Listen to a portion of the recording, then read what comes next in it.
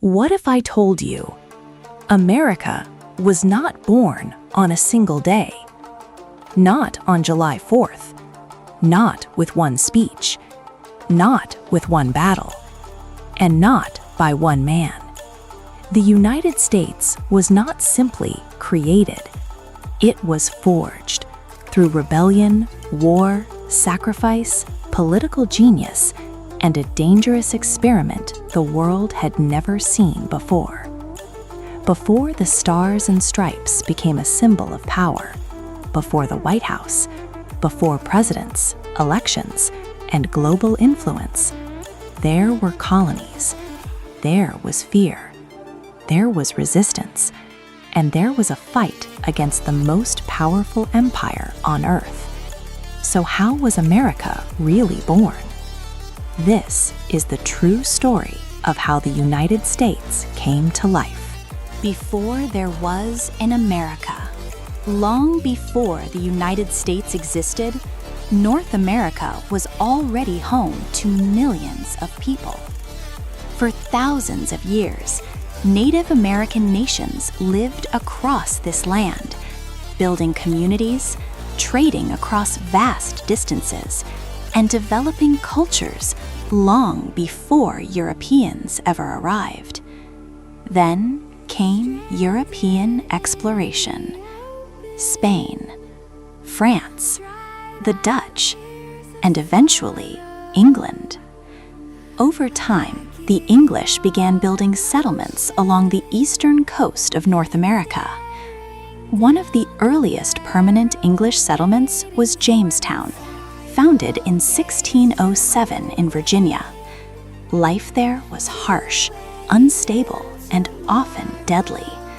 But despite disease, famine, and conflict, the colonies survived. Then came Plymouth in 1620. Then more settlements. Then more people. By the 1700s, Britain had established 13 colonies along the Atlantic coast, and those colonies would become the seeds of the future United States. But at that point, no one was calling it America in the modern sense. It was still British territory, British laws, British rule, British power. At least for now. The 13 colonies become something new. The 13 colonies were all different. Some were built on trade and shipping. Others relied on farming and plantations. Some were deeply religious. Others were more commercial and ambitious. But they all had one thing in common. They were under the British Crown. At first, many colonists considered themselves loyal British subjects. They spoke English. They traded with Britain. They followed British law. But something important was happening. Over generations, the colonists had started developing their own identity. They were no longer simply Europeans living overseas. They had local assemblies. They handled many of their own affairs. They were used to making decisions close to home. That experience of self-government mattered. It planted a dangerous idea in the minds of colonial leaders. What if we can govern ourselves without Britain? That idea didn't explode overnight, but slowly it began to grow. And then Britain made a mistake that changed everything. Taxes, control, and the road to revolt. After the French and Indian War, Britain was drowning in debt. And to recover financially, the British government looked to the colonies. New taxes were imposed. The Sugar Act, the Stamp Act, the Townshend Acts, the Tea Act. To Britain, these were reasonable. To the colonists, they were insulting. Why? Because the colonists had no real representation in Parliament. They were being taxed, but had no voice in the government making those decisions. And that gave birth to one of the most famous political slogans in history: no taxation without representation. Anger spread quickly. Pamphlets were printed. Crowds gathered. Merchants boycotted British goods. Resistance became organized. Then in 1773, one event sent a clear message to the British Empire: the Boston Tea Party. American colonists boarded British ships in Boston Harbor and dumped tea into the water in protest of British control. It wasn't just about tea. It was a direct challenge to imperial authority. Britain responded harshly, and instead of calming the colonies, it pushed them even closer to revolution. The first shots of the American Revolution. By 1775, the tension finally exploded into war. The first major fighting began at Lexington and Concord in Massachusetts, the battles often remembered as the start of the American Revolution. These were the first shots in a conflict that would change world history. The British Empire, one of the most powerful forces on Earth, now faced armed resistance from its own colonies. This was no longer just a protest. This was rebellion. Farmers became soldiers, blacksmiths became fighters, merchants became revolutionaries, and soon a leader emerged: George Washington. He became commander of the Continental Army. But let's be clear, the Americans were not expected to win. They were outmatched in training, outmatched in resources, outmatched in weapons, outmatched in military experience. Many soldiers lacked food. Many had no uniforms. Some had no shoes. And still, they fought. Because for the first time, they believed they were fighting for something bigger than the British Empire. They were fighting for the right to create something entirely new. The declaration that changed history. Then came the turning point. In the summer of 1776, colonial leaders realized that resistance was no longer enough. If they were going to survive, they had to do the unthinkable. They had to declare independence. On June 7, 1776, Richard Henry Lee proposed a resolution calling for the colonies to break from Britain. Soon after, a committee was appointed to draft a formal statement. That committee included Thomas Jefferson, John Adams, Benjamin Franklin, Roger Sherman, and Robert R. Livingston. The actual writing was mainly done by Thomas Jefferson.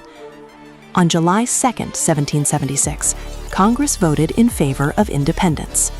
Then, after revisions, the Declaration of Independence was formally adopted on July 4, 1776. This is important. America did not become fully secure on that day, but on that day, it officially announced itself to the world. The Declaration was bold, dangerous, revolutionary. It said governments get their power from the people. It declared that people have rights that cannot be taken away. And it accused King George III of tyranny. It was more than a political document. It was a global statement. A people had the right to choose their own government. That idea would echo across the world for centuries. But America was declared, but not yet secure. But declaring independence was not the same as winning it. The war continued for years. There were defeats, there was hunger, there was exhaustion. One of the most painful chapters came at Valley Forge, where Washington's army endured brutal winter conditions, disease, and severe shortages. This was the price of revolution. Then, slowly, the tide began to shift. A major American victory at Saratoga helped convince France to openly support the revolution. That changed everything. Now, the British were not just fighting rebellious colonies, they were facing an international war.